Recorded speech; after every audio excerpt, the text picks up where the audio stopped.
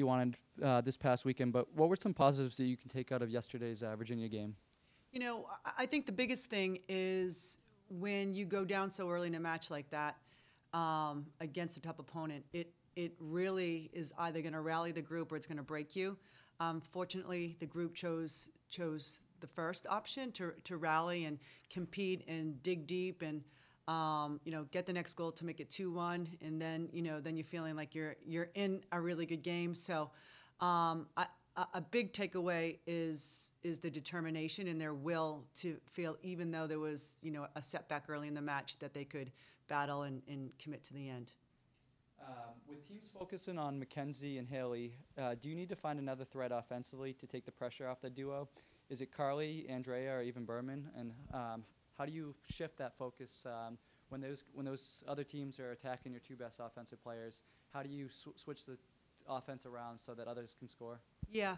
We're trying to put Kenzie in a little bit more of a deceptive position coming out of the midfield and into the attack, so it is more difficult to man mark her. When you're up against the back line, it's a little bit easier.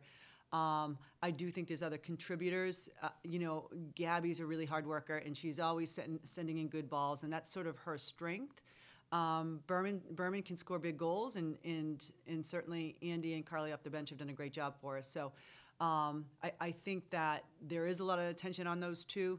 Even with that attention, I believe they're number 1 and 3 in the conference in scoring, so they're still finding a way to score goals. So that's their job, and I kind of look at it, instead of taking away some of the pressure for them, is believing in them and knowing that they can deal with that type of pressure.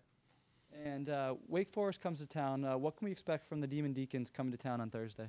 It's a real interesting team.